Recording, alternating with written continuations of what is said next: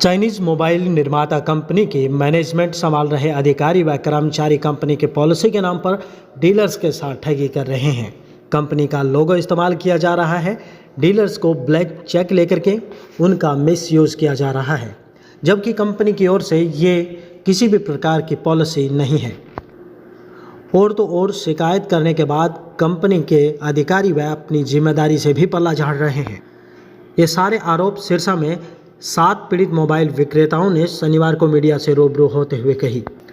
उन्होंने कहा कि 2017-18 में चाइनीज मोबाइल कंपनी द्वारा एमओपी पॉलिसी को अमल में लाया गया था। हालांकि कंपनी की ओर से डीलर्स व उनसे किसी प्रकार का ब्लैंक चेक लेने का कोई प्रावधान भी नहीं था, जबकि कम रेट पर फ़ोन बेचने पर 20,000 से 50,000 रुपये तक का जुर्माना लगाने की शर्त भी थी। जबकि अधिकारियों ने अपनी ओर से भी इस शर्त को 20,000 से 1 लाख रुपए तक कर दिया था, जिसके बाद कंपनी के अधिकारियों ने अपनी ओर से भी कंपनी का लोगो लगा करके लेटर पैड डीलर्स के ब्लैंक चेक लिए और उनको लेटर पैड जारी कर दी, जिसके बाद उनका मिसयूज कर शहर के 7 मोबाइल डीलर से 6 चेक बाउंस का झूठा केस दर्ज करवा दिया। यही नहीं, रेट के नाम पर भी डीलर्स से खिलवाड़ किया गया है।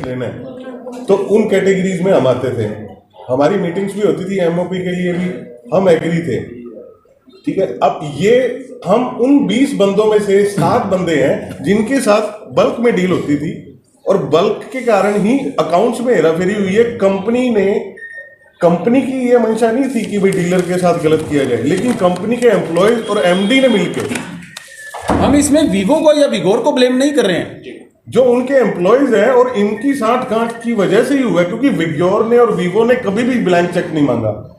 डिस्ट्रीब्यूटर ने जो मार्केट के अंदर लेटर इशू किया था उसके अंदर क्यों लिखा कि कंपनी का एकमात्र उद्देश्य है, कुमार ट्रेडर्स कंपनी नहीं है, वो डीलर है।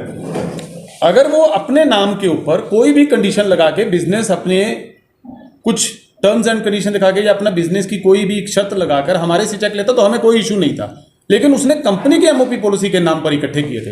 ये सिरसा मोबाइल रिटेलर एसोसिएशन के जो प्रधान है कपिल अनेजा, उनका सीआईए स्टाफ में 20/6/2021 को दिया गया बयान है, जिसमें उन्होंने क्लियरली बोला है कि जी कुमार ट्रेडर्स के मालिक विकास गोयल उर्फ मोंटी, जो वीवो का डिस्ट्रीब्यूटर है, उन्होंने मार्केट से एमओपी के एवज में चेक लिए थे, जो वीवो कंपनी अधिकारियों के कहने पर लिए थे। इसमें क्लियरली वो बोल रहे हैं कि वीवो कंपनी के अधिकारियों के कहने पर वो चेक लिए गए थे। उपरोक्त विकास गोयल ने 17-18 में चेक एकत्रित करने के बाद इनको वापस करने का आश्वासन दिया था।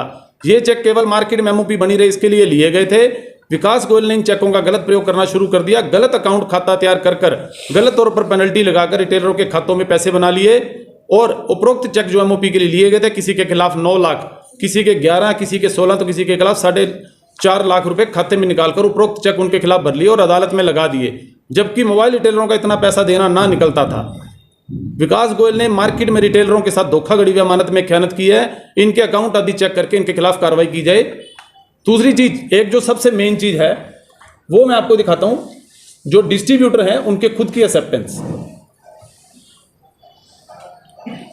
जगदीश चंद्र, इसमें इन्होंने क्लियरली बोला है, मुझे सीआईए स्टाफ में बुलाया गया था, जहां मेरी जुबानी बात हुई थी, लिखित बात ना हुई, मैंने कभी कोर्ट में अभी तक पेश नहीं किया।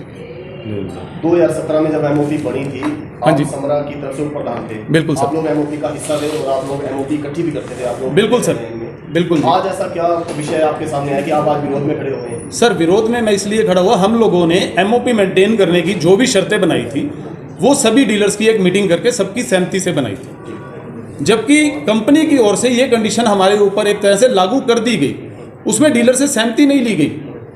हमारे पास सीधे नोटिस आते हैं, हमारे पास सीधे लेटर आते हैं, मेल्स आती हैं कि आपको पहले से एक चेक देना होगा।